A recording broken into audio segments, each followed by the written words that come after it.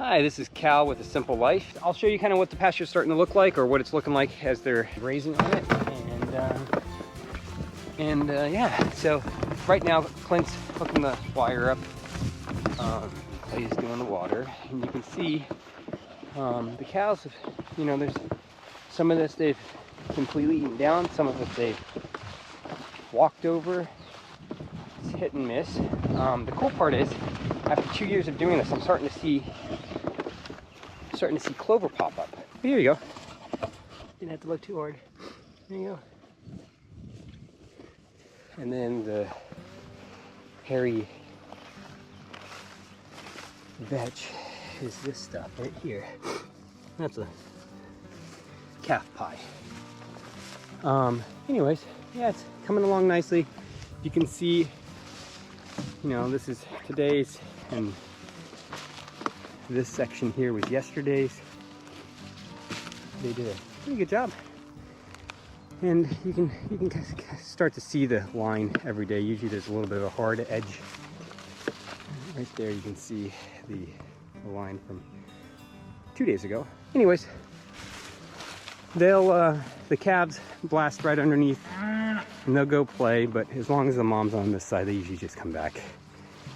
And that's one of the reasons why we leave the wire at the height we leave it.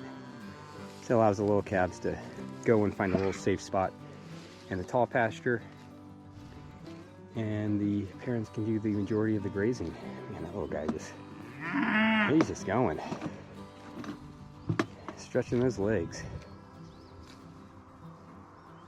Where's the ground? We'll use the post up there, buddy, at the top of the fence.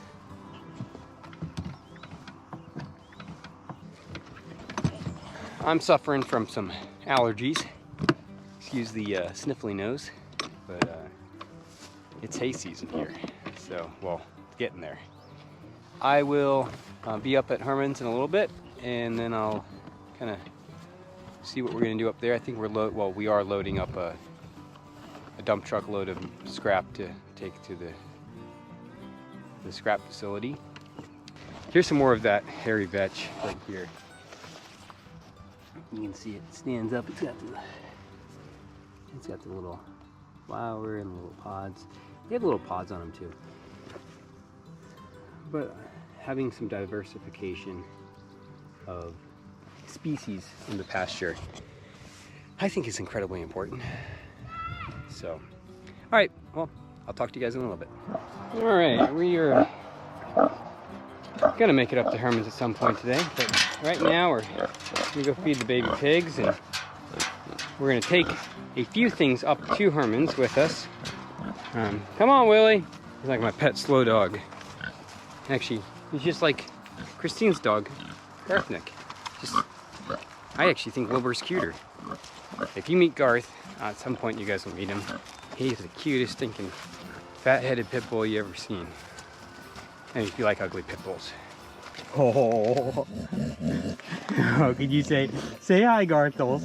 Say hi. We rescued him from an ugly pit bull farm. Anyways, let's get these piggies fed. Got some feed here for them.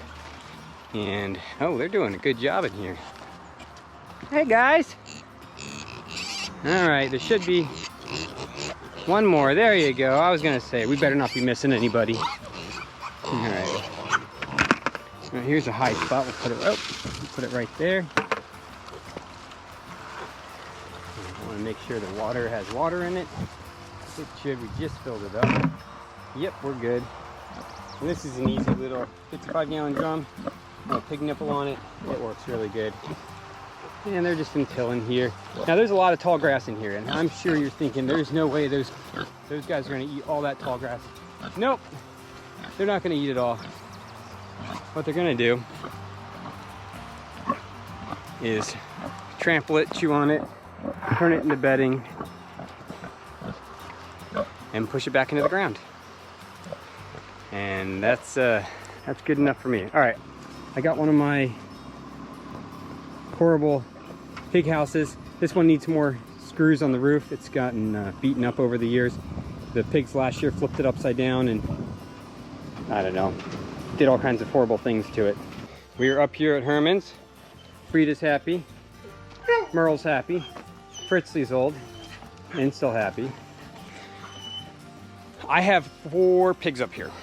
And I say 4 because I had to think about that because there's pigs down at our place and pigs up here.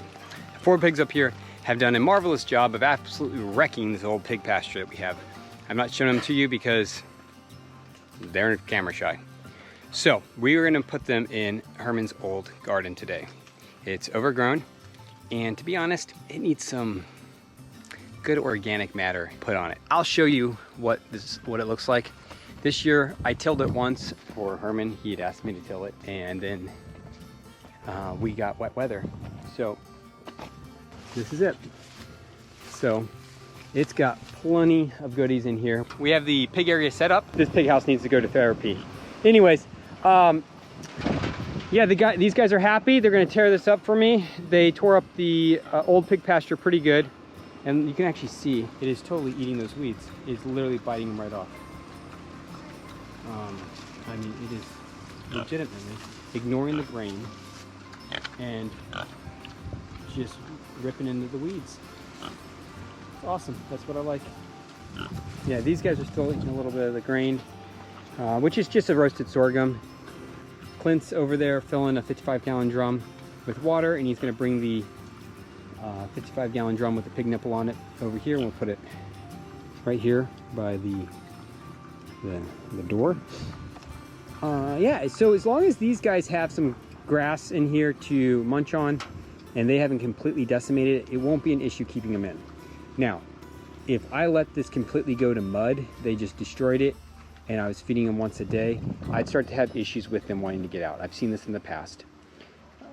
If you let them overgraze, overtill, how about that? Overtill an area, they will absolutely become escape artists. You will have to do all kinds of stuff to keep them in. So that is not going to be an issue here. And then once we're done with this area, I will probably take these piggies. They'll either go to freezer camp or they'll go to another area where I like to run pigs through and let them do their thing, work for me. So, I mean, I'm pretty sure that's why you get pigs, so they can work for you. All right, well, we are done. It is rainy, miserable. June, what the hell? I don't understand. Anyways, I won't be complaining in July when it's 100 degrees probably. Well, I will be complaining about the heat, wishing it was cold again. Well, thank you so much. We're trying to get this kicked off. We have some pretty cool plans, and we're gonna do them because it's kind of who we are as a family, but we'd love to be able to do it full time. That's really what this is about. Long story short, I have an office job. I absolutely love it, but I love being outside a lot more, and I love working with the land and learning. I think that's what I really love, is learning. I love learning from nature. Even what I do currently is learning from nature, even though it's all on my computer. It's pretty amazing. All right, well, I'll talk to you later. Bye.